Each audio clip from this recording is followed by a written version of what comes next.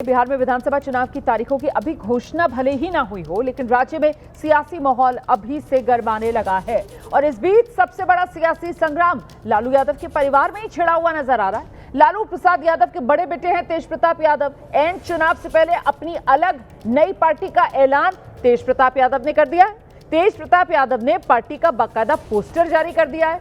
तेज प्रताप यादव ने अपनी पार्टी का नाम रखा है जनशक्ति जनता दल। तो देखिए, राष्ट्रीय जनता दल पिता और भाई की पार्टी का नाम है, और ऐसे में तेज प्रताप यादव ने अब अपनी पार्टी बना ली है और अपने दल का नाम रखा है जनशक्ति जनता दल।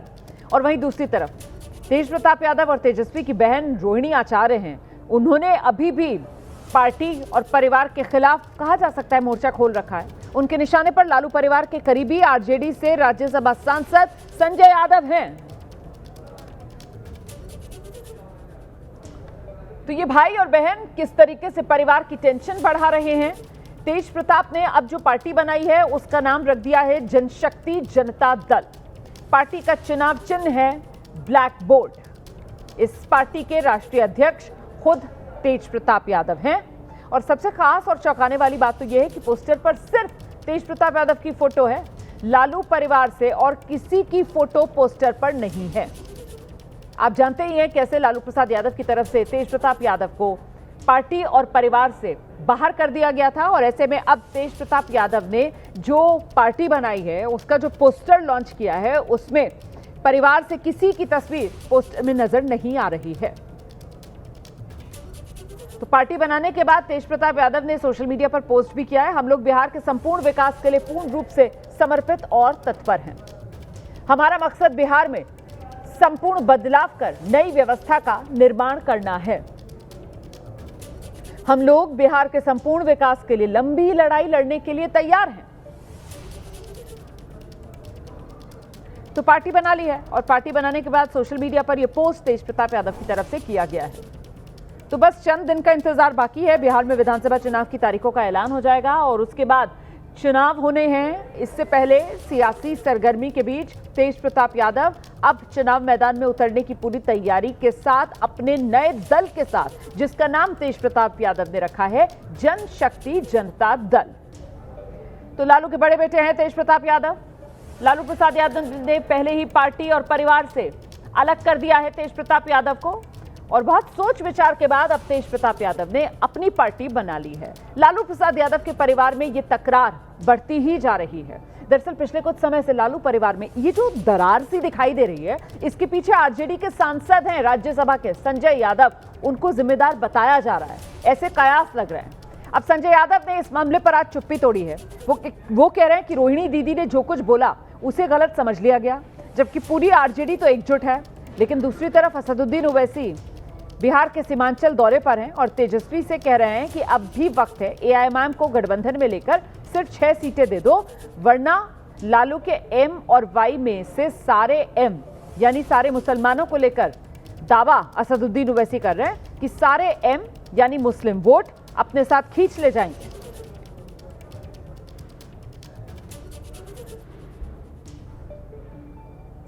और आगे बढ़े उससे पहले आपको संजय यादव के वो दावे दिखा देते हैं जिसके आधार पर कहा जा रहा है कि लालू यादव के परिवार में सब ठीक हो गया है। रोहिणी दीदी ने जिस संदर्भ में कहा वो संदर्भ हम सब ने समझा, उसको आउट ऑफ प्रोपोर्शन आप लोग पेश करते हैं। राष्ट्रीय जनता दल जो हमारी पार्टी है वो एकजुट है, और ये आदरणीय राष्ट्रीय अध्यक्ष लालू प्रसाद जी जो सामाजिक न्याय के पुरोधा हैं, जो समता का, समाजवाद का और सौहार्द के महायोद्धा हैं, जिनके विचार पे और कर्म पे ये पार्टी चल रही है, उस पार्टी में गलतफहमियां नहीं हैं। और जो रोहिणी दी ने इस देश को, समाज को जो उन्होंने त्याग बलिदान किया है, वो ये भारतीय जनता पार्टी के लोग, कुछ गोदी मीडिया के लोग और जो ट्रोलर्स हैं वो कभी नहीं समझ सकते। संजय यादव राष्ट्रीय जनता दल का एक अदना सा समर्पित कार्यकर्ता है, जिन्हें राष्ट्रीय अध्यक्ष जी ने एक जिम्मेवारी सौंपी हुई है, जो अन्य कार्यकर्ताओं को भी सौंपी हुई है। वहीं बिहार की सियासत से जुड़ी एक और बड़ी खबर मैं आपको बताने जा रही हूं। बिहार में बीजेपी को बड़ा झटका लग सकता है। दरअसल बिहार का कैमूर जिला और कैमूर जिले के दो बड़े चेहरे हैं। बीजेपी के बड़े चेहरे राजद में शामिल हो सकते हैं। पूर्व मंत्री एवं चैनपुर के पूर्व विधायक ब्रजकिशोर बिंद, मोहनिया के पूर्व विधायक निरंजन राम, तेजस्वी से मुलाकात की तस्वीर सामने आई है। ये तस्वीर आप देख रहे हैं सोशल मीडिया पर।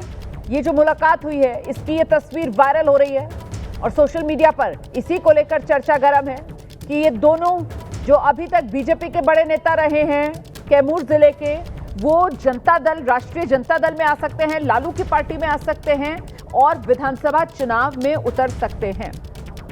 2020 में चैनपुर से बसपा के जमा खान चुनाव जीत गए थे, जो जेडीयू में बाद में शामिल हो गए और बिहार सरकार में मंत्री हैं। ये सीट जेडीयू के खाते में जा सकती है और ऐसे में ब्रजकिशोर बिंद को पता है कि उनका टिकट कट सकता है, इसीलिए आरजेडी का दरवाजा खटखटा रहे हैं। वो सीधे आपको लेकर चलेंगे। हमारे साथ हमारे सहयोगी शशांक इस वक्त मौजूद है। शशांक, बीजेपी के लिए बड़ा झटका हो सकता है जिस तरीके से ये नेता और इनकी तेजस्वी यादव के साथ सोशल मीडिया पर तस्वीर वायरल है।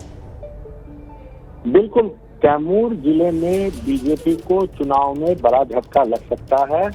सूत्रों से जानकारी मिल रही है कि ब्रजकिशोर बिंद और निरंजन राम, जो बीजेपी के पूर्व विधायक हैं, दोनों जल्द आरजेडी में शामिल हो सकते हैं। तेजस्वी यादव से मुलाकात की तस्वीर सोशल मीडिया पर वायरल है और देखिए क्यों राजद में शामिल हो सकते हैं, इसको समझने की जरूरत है। ब्रजकिशोर बिंद मंत्री भी रह चुके हैं, 3 बार के विधायक हैं। निरंजन राम भी 2 बार के विधायक हैं। दरअसल 2020 में चैनपुर से बसपा के जमा खान चुनाव जीते और चुनाव के ठीक बाद जदयू में शामिल हो गए। अल्पसंख्यक कल्याण मंत्री हैं बिहार सरकार में। ये सीट जो है जदयू के खाते में जा सकती है। ऐसे में ब्रजकिशोर बिंद का पत्ता कट जाएगा।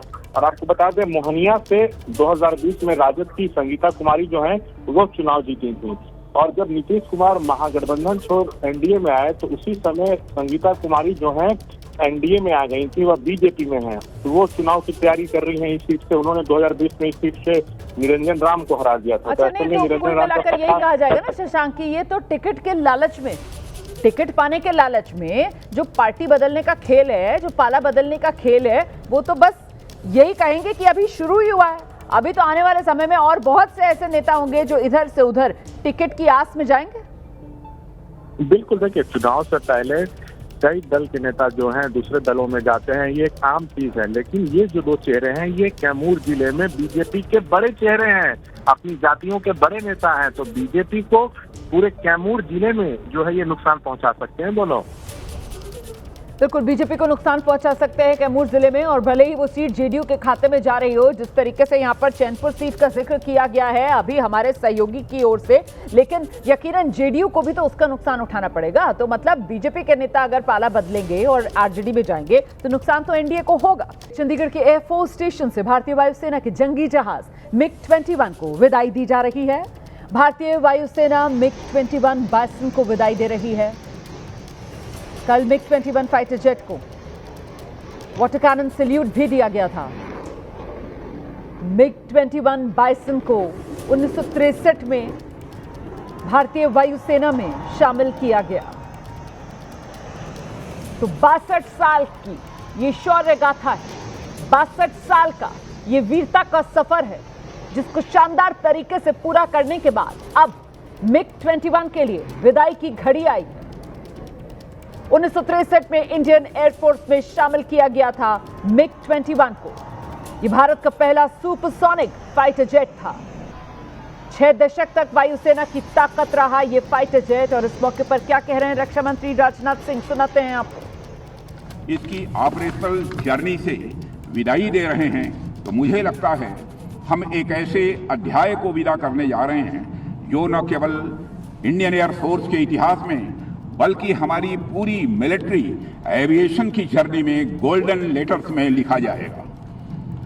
MiG-21 केवल एक एयरक्राफ्ट या मशीन भर ही नहीं है, बल्कि यह भारत और रशिया के बीच गहरे संबंधों का एक प्रमाण भी है। साथियों, एक तरफ तो मिलिट्री एविएशन का खुद का जो इतिहास है वह अपने आप में इनक्रेडिबल है ही, दूसरी तरफ MiG-21 ने मिलिट्री एविएशन की जर्नी में कई और प्राउड मोमेंट्स यानी गौरव के क्षण जोड़े हैं। दुनिया के मिलिट्री एविएशन के इतिहास में ऐसा कोई फाइटर जेट नहीं हुआ जो इतनी बड़ी संख्या में निर्मित हुआ हो। दुनिया भर में MiG-21 के 11,500 से अधिक विमान बनाए गए और उनमें से लगभग 850 विमान भारतीय वायुसेना का ही वह हिस्सा रहे हैं। साथियों, यह संख्या अपने आप में इस फाइटर एयरक्राफ्ट की पॉपुलरिटी, इसकी क्रेडिबिलिटी और इसकी मल्टी डायमेंशनल कैपेबिलिटीज की एक टेस्टिमनी है।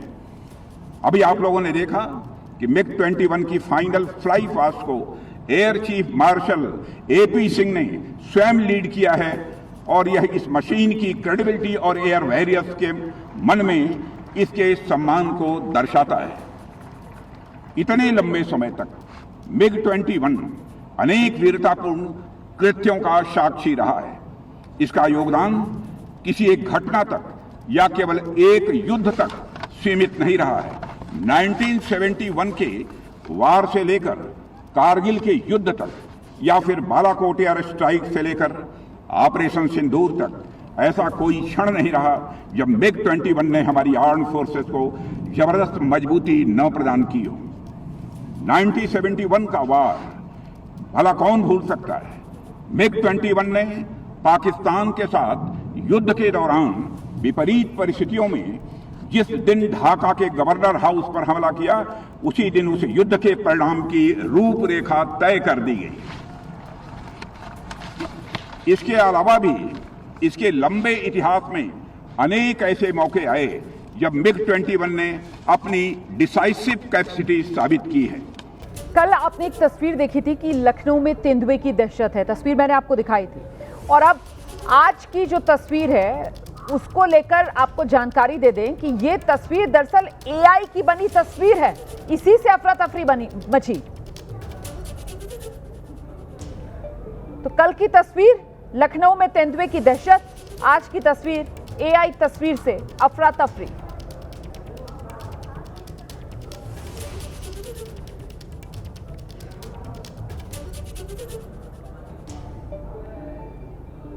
तो दरअसल कल की तस्वीर और आज की तस्वीर, ये दो तस्वीरें आपके सामने हैं। अब लखनऊ में तेंदुआ, इसको लेकर कई तरीके की बातें की गई, और अब आज की ये AI वाली तस्वीर तेंदुए की, ये भी आपके सामने है। AI तस्वीर ने अफरा तफरी मचा दी। पुलिस ने जब जांच की तो पता चला कि तेंदुआ नहीं है बल्कि किसी की शरारत थी, और जिस नाबालिग ने ये शरारत की उस तक भी पुलिस की टीम पहुंची। जांच चल रही है। तेंदुए की AI तस्वीर वायरल की गई। पुलिस ने एक शख्स को हिरासत में ले लिया। कोलकाता से ये बड़ी खबर आ रही है। कोलकाता में गृह मंत्री अमित शाह के पोस्टर हटाए गए हैं। कालीघाट मंदिर के पास लगे थे ये पोस्टर। बीजेपी ने TMC कार्यकर्ताओं पर ये आरोप लगाया कि उन्होंने ही अमित शाह के पोस्टर्स हटाए। TMC ने आरोपों से इनकार कर दिया है। तो देखिए, बिहार चुनाव के ठीक पहले फिर एक नया बवाल, जहां पर कोलकाता से एक खबर आई है। हालांकि कोलकाता में गृह मंत्री अमित शाह के पोस्टर हटाए गए हैं। कालीघाट मंदिर के पास ये पोस्टर लगाए गए थे, जहां पर बीजेपी ने TMC कार्यकर्ताओं पर आरोप लगाया है कि उन्होंने ही ये पोस्टर्स हटाए। लेकिन TMC के जो कार्यकर्ता है उन्होंने इन आरोपों को खारिज किया है, इनकार किया है कि किसी तरह से TMC के द्वारा यह हरकत नहीं की गई, पोस्टर्स नहीं हटाए गए। तो नवरात्र चल रही है और इसी के बीच मंदिर के परिसर में जिस तरह से अमित शाह के पोस्टर्स लगाए गए थे, और इसके बाद बीजेपी से एक सीधा वार किया गया है। कहा गया है कि अमित शाह के पोस्टर्स जो है TMC के द्वारा हटाए गए। और इसी बीच और एक बड़ी खबर आ रही है। पाकिस्तान के PM शहबाज शरीफ ने ट्रंप को न्योता दिया है। अमेरिकी राष्ट्रपति ट्रंप को पाकिस्तान आने का न्योता दिया गया है। शहबाज शरीफ ने डोनाल्ड ट्रंप को शांति दूत कहा। तो देखिए, और एक बड़ी खबर आ रही है, जहां पर पाकिस्तान के प्रधानमंत्री शहबाज शरीफ ने ट्रंप को न्योता दिया। उन्होंने साथ में शहबाज ने कहा है कि डोनाल्ड ट्रंप शांति दूत हैं। अमेरिकी राष्ट्रपति ट्रंप को पाकिस्तान आने का न्योता दिया गया है, साथ ही में शांति दूत भी कहा गया है। तो किस तरह से एक और कदम है दोस्ती की ओर पाकिस्तान और अमेरिका के बीच पाकिस्तान के प्रधानमंत्री शहबाज शरीफ ने ट्रंप को न्योता दिया, जिसमें शहबाज कह रहे हैं कि डोनाल्ड ट्रंप जो है वो शांति दूत है।